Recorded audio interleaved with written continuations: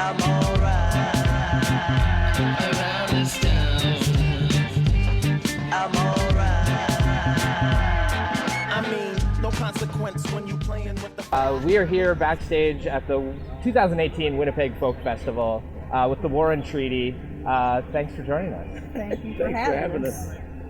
So I saw your main stage show, your big kickoff. Was it The Days All Melt Together Now? Was it yesterday or the day before? Yesterday, yes. It was so good. I've obviously heard you guys online and things like that up until now, but seeing you live was just a great experience. Can you talk a little bit about just the energy you have while you're on stage and how you are able to, soak everything in and contain it enough to not explode? Because you guys have so much energy when you're up there. Well, it's really, our first time here in Canada. And just the thought of all of the artists that we admire that came before us, that, weren't able to travel to places like Canada and to perform at festivals like the Winnipeg Folk Festival. Being able to carry all that weight and bring it on stage and just let it explode. So when we perform for all the people that came before us that couldn't. And all the people that are out there watching us that are looking for, great hope, a sense of relief in these times that we live in, and joy. So we bring that to the stage all week. And this is your first time in Canada. I know you have some upcoming Canadian dates after this one. Yes. Can you talk about your experience so far and then what you're looking forward to with the other dates later this summer? I just said to someone else, I believe that Winnipeg, which is the only place we've been in Canada, but Winnipeg has found a way to put forth what you want looking for your entire life, and that's peace. It's so peaceful here. Everything just flows. The professionalism from the staff, the workers, the volunteers, even the fans that help this festival. It's just so peaceful and it's so respectful, and it has been nothing but pure joy and love here, and we love that kind of thing. Can you talk a little bit about your writing process? I know you had been doing music separately at first, and then you came together and you've been writing together. Can you talk about how you put songs together as a duo? Well, Michael has no process, and I am a retired songwriter. I think I've written 3 songs since we got together. Okay. So he really pushes me to do it, but we can talk more about the process of writing for us as a duo. Well, it's very interesting because there is no process, but that's how it's However, when I was just writing for myself, there was limitations there, and I say this all the time. When you join a talent such as my wife's, the limitations disappear; they're suspended, and the possibilities are endless. So there's such an amazing amount of freedom and liberty to be able to write for a voice like Tanya, and then you match those two together with an incredible band, and it's a statement. It's the statement that you've been looking for, and I feel that's the process right there, unfolding. And it's a glorious unfolding for us because we get to trust what we hear. Everything's an echo. It's not necessarily something that's an original thought that's popping or original sound, but it's an echo of something that was, and it's coming back forward. And the only thing that's maybe different is the way we love one another on that stage and off. So I would say that's our process right there: love on and off the stage. Yeah, I mean, you can tell that watching you guys on stage, and you mentioned bringing positivity to the stage and something that people are looking for.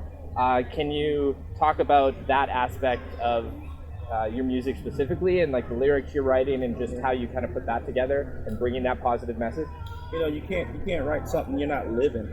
That's the first thing. And I'm a wounded warrior, served 2 terms in Iraq, and Tanya is my resolute. She's my resolve, and she's my teacher. I love her, and everything that's pure and positive and right in my life, she brought that. And now it's our turn to take what we got and give it to this broken world. to be able to share with everyone that we're all one and the same. We want the same thing, and that's love. You know, there's no difference there. To teach folks that color is a positive, it's a plus. It's not a minus. We're the human race. You know, we all belong to each other. And that's what we stand for. That's the UN Treaty. Just reminding folk that we are together. You know, that's important. Can you talk a little bit about the name itself, the War and Treaty? I mean, obviously I'm sure there's a connection with being a former soldier. That's the war connection there, but the War and Treaty, it's an interesting name, and I like it. Well, the name derived out of an argument. There it is. We were arguing, and after through the argument, going back and forth with names, because Changing the name of the changed our band. name a lot of times. So this time we were in the middle of an argument, and right in the middle of the argument, I was like, Michael, this is not a war. You just have to have treaty with this. You know, and he was like, that's it. That's the name of the band, the War and Treaty. And I was like, what? I'm ready to still elaborate more in the argument here. Because it's not always riding the bike down the street with balloons. Sometimes there is a war period. You know, and war is not always blazing guns and blood and guts and glory. War sometimes is the opinion. Two opinions clashing. But as long as there is a positive, peaceful resolve, and the War and Treaty represents that. And we tell you, we have struggled. You know, my wife and I, we don't always agree. We do a lot of agree to disagree at times. But the one thing that we are consciously one thing we're conscious about is making sure that we don't go to sleep in that disagreement. You know, we say, you know, your opinions are your opinions, dear, mine are mine. But you know, remember, I love you. I wouldn't do anything to hurt you. And I think that doesn't just belong in relationships that are sexually intimate. That belongs in relationships, period. You know, it's important for me to tell you, you know, I'm not here to hurt you. I love you and I need you. And it's important for us to cross those barriers. Can you talk a little bit about some of the other artists that you've seen, done workshops with, and just enjoyed being around this weekend here at the festival? We've seen, we've done one workshop thus far with Amethyst Kia and another band. I'm hungry right now, so it's escaping me. But that was so unique, and how we all just flowed with one another, and we were all just so respectful of each other's art.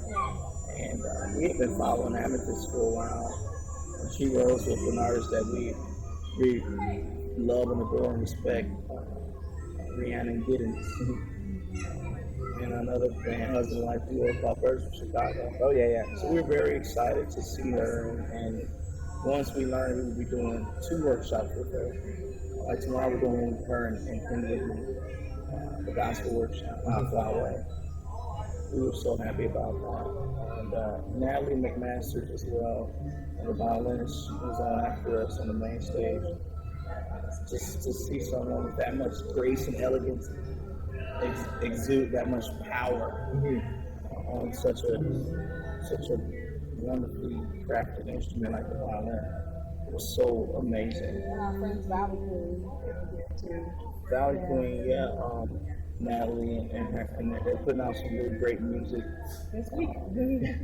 Front Country, we love. Yeah. Front Country was here, and they did some amazing things. So, you know, it's just the spirit of the entire festival that we're so impressed with, as well as Winnipeg, period. Yeah, the province of Manitoba, I believe. That's where we are. Yeah. It's just amazing. I feel it. And I was just telling someone else, we don't feel like strangers here. We just feel like we just crossed the street in our own neighborhood. Feel at peace.